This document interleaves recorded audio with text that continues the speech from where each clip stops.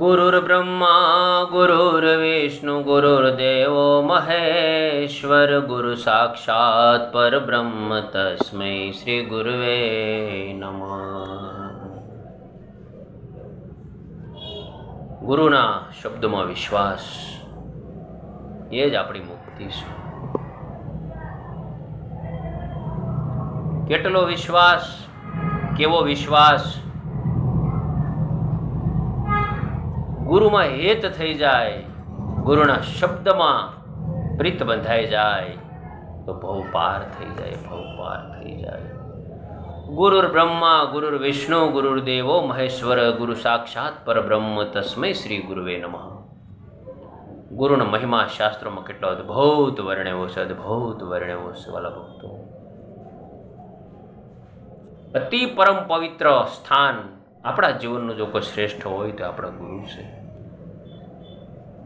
કારણ કે સુખ દુઃખના સાથી એ આપણા ગુરુ છે. કંઈ પણ પ્રશ્ન હશે તમને ગુરુ સોલ્યુશન લાવી દેશે. આપણે જઈશું તો શું એ આપણે પરમાત્મા સુધી નહીં પહોંચાડે? 100% ગુરુની આજ્ઞામાં રહીશું તો આપણને પરમાત્મા સુધી 100% પહોંચાડશે.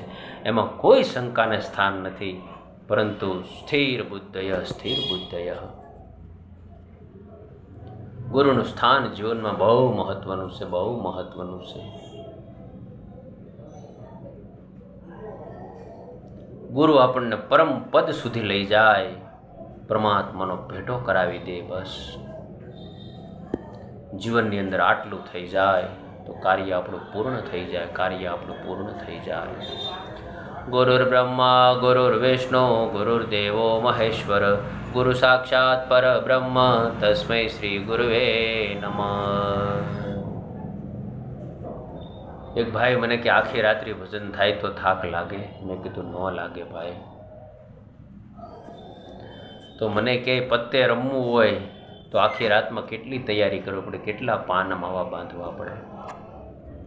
તો મેં એને કીધું ભાઈ આપણું લૌકિક સુખ છે, આ પરમાત્માના સુખમાં નો થાક લાગે, નો ખર્ચો થાય. બસ અખંડ હરિસ્મરણમાં બેસી જાય, ભજન ભક્તિમાં બેસી જાય. સવારે 5 વાગ્યા સુધી તમે કદાચ ભજન કરો ને તો સવારે ઉઠતાની વેટ તરબોળ તરબોળ તાજા માજા હોવ, તાજા માજા હોવ. આ જ આધ્યાત્મિક જગતનો પાવર છે, આ જ આધ્યાત્મિક જગતનો પાવર છે. ટ્રાય કરી જોજો મિત્રો.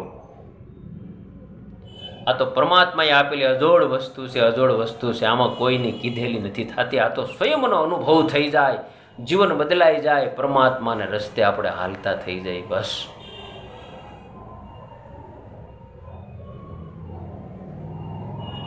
મારો મહારાજ, મારો મહારાજ. પરમાત્માની અંદર હેત થઈ જાય, પરમાત્માની અંદર પ્રીત થઈ જાય, પરમાત્માની અંદર આપણું મન લાગી જાય ને. હરે કૃષ્ણ હરે રામ, હરે કૃષ્ણ હરે રામ, હરે કૃષ્ણ હરે રામ, હરે કૃષ્ણ હરે રામ, હરે કૃષ્ણ હરે રામ, હરે કૃષ્ણ હરે રામ, હરે કૃષ્ણ હરે રામ, હરે કૃષ્ણ હરે રામ, હરે કૃષ્ણ હરે રામ, હરે કૃષ્ણ હરે રામ. પરમાત્માની અંદર આપણું મન લાગી જાય, મૂર્તિમાં મન લાગી જાય વાલા ભક્તજનો. પછી કાળ કર્મ અને માયાની તાકાત નથી કે આપણને ત્યાંથી છોડાવી શકે. પણ આપણે પ્રયત્ન નથી કરતા અને કેવળ વાતો કરીએ એટલે પરમાત્માની અંદર હેત કેમ થાય ભાઈ? હેત કરવા માટે તો યત્ન કરવો પડે ને યત્ન કર્યા પછી જો પરમાત્માની અંદર હેત ન થાય ને વાલા ભક્તો તો યાદ કરજો એ સંતોના શબ્દોને કે તમે ભજનમાં બેઠા હો ને ભગવાન જો ન સાંભળે તો કોઈ દી ખોટી વાત ન પડે. સંતો પુકારીને કહે તમે ભજનમાં બેસો એટલે ભગવાન સાંભળે સાંભળે સાંભળે સાંભળે સાંભળે સાંભળે. પણ પ્રયત્ન કરવો પડે આપણે પરમાત્માને સંભાળવાની, પરમાત્માની દિવ્ય ગતિને, પરમાત્માની દિવ્ય લીલાને. મારો મહારાજ રે, મારો મહારાજ રે, મારો મહારાજ, મારો મહારાજ, મારો મહારાજ રે, મારો મહારાજ રે. હરિચરણે જોઈ બોલ્યા હરી રે.